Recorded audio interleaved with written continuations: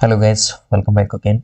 तो गाइस, इस C S I NET target series में हमारा अगला ये लेक्चर है जिसमें हम बात करेंगे सिग्नलिंग पे। और ये होने वाला है आपके two component signalling system. Okay, आपने पढ़ा होगा ये। और इसमें हम देखेंगे इसका फंक्शन कैसे होता है, किस तरह से ये सिग्नलिंग कंप्लीट की जाती है। ठीक है, तो इसमें सबसे पहले आपको पता होना चाहिए कि होता किस में है। तो ये आपके देखिए बैक्टीरिया में होता है जनरली, यहाँ पर होता है आपके प्लांट। ओके, तो अगर इसके सिस्टम के डायग्राम पे अगर हम जाएं तो इसका देखिए सिस्टम इस तरह से जनरेट होता है।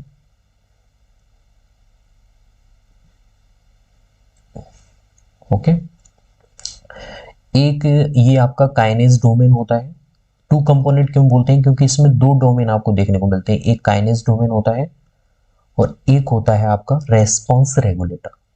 एक क्या होता है आपका रेस्पॉन्स रेगुलेटर। दो डोमेन होने की वजह से इसीलिए इसीलिए हम बोलते हैं सिग्नलिंग सिस्टम को two component signalling system. Okay, देखिए रेस्पॉन्स रेगुलेटर में भी दो पार्ट आप कर सकते हैं। एक होता है आपका रिसीवर डोमेन और एक होता है इफेक्टर डोमेन।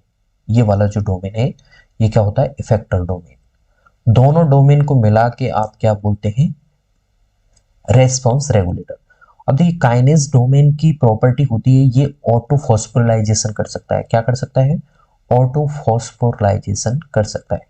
ठीक है, खुद का फॉस्फोराइलेशन कर सकता है। कैसे, एटीपी की मदद से, एटीपी को एडीपी में चेंज करके इनऑर्गेनिक फॉस्फेट को खुद के डोमेन पे अटैच करवा लेता है। इसीलिए हम बोलते हैं इसमें कैपेसिटी होती है ऑटो फॉस्फोराइलेशन की। ठीक है, ओके। अब क्या होगा, जैसे मान लीजिए आपका ये किस में मिलेगा, आपके ये मिलेगा आपकी प्लाज्मा मेम्ब्रेन में। ठीक है, ये जो कंपोनेंट सिस्टम किस में मिलता है, आपके प्लाज्मा मेम्ब्रेन में मिलेगा। ओके, अब क्या होगा, जैसे ही कोई आपका सिग्नल आता है तो उसकी वजह से ये एक्टिवेट होता है।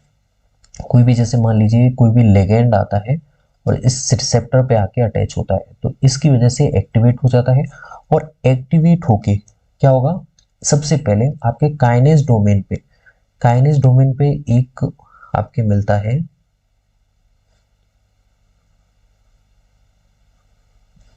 आपके काइनेज डोमेन पे ऑटो फॉस्फोराइलेशन होगा।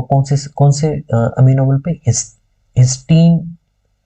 जहां पे अमीनो अम्ल रेजिड्यू होता है उस जगह पे क्या होता है, उस जगह आपके ऑटो फॉस्फोराइलेशन होता है। ठीक है, अब ऑटो फॉस्फोराइलेशन होने के बाद में इस सिग्नल को आपका रेगुलेटर, जो रेस्पॉन्स रेगुलेटर होता है वो ट्रांसफर करता है। ठीक है, कौन सा, रिसीवर डोमेन पे। ठीक है, तो यहां से फॉस्फेट, जैसे मान लीजिए हमने इसे ऑटो फॉस्फोराइलेशन कर दिया है, इस फॉस्फेट को आपका रिसीवर डोमेन है यहाँ पे ट्रांसफर करवा देगा आपके रेस्पॉन्स रेगुलेटर। ठीक है, अब यहाँ पे कौन से अमीनो अम्ल पे जाएगा, यहाँ पे होता है आपका एस्पार्टेट। ठीक है, यहाँ पे एस्पार्टेट अमीनो अम्ल पे जाके इसे क्या कर देगा, इसे फॉस्फोराइज कर देगा। ये फॉस्फोराइज हो जाएगा।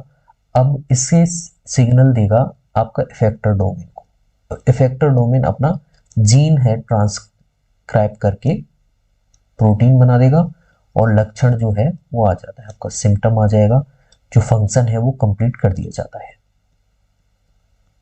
ठीक है, तो अगर आपसे पूछा जाए कि,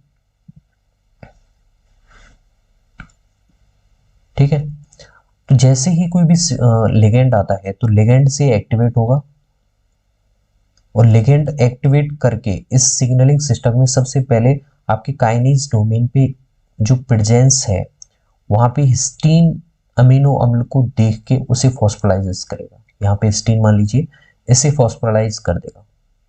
ओके, अब इसके फॉस्फोराइजेशन के बाद में रिसीवर डोमेन है इस फॉस्फेट को यहाँ पे ट्रांसफर कर देता है।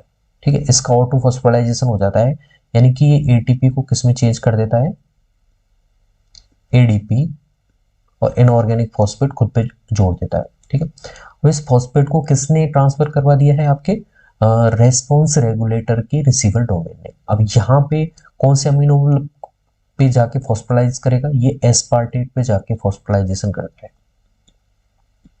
ठीक है। एस्पार्टेट पे जाके फॉस्फोलाइज कर देगा, जिससे आपका इफेक्टर डोमेन है वो एक्टिव हो जाता है, और ये क्या कर देता है, आपका जीन का ट्रांसलेशन करवा देता है, और आपके टास्क है वो कंप्लीट हो जाता है। तो ये है आपकी टू कंपोनेंट सिग्नलिंग सिस्टम का पूरा function. I hope guys you will get it. If you have any problem then comment down below. मिलते हैं नई वीडियो में नए टॉपिक के साथ। थैंक्स।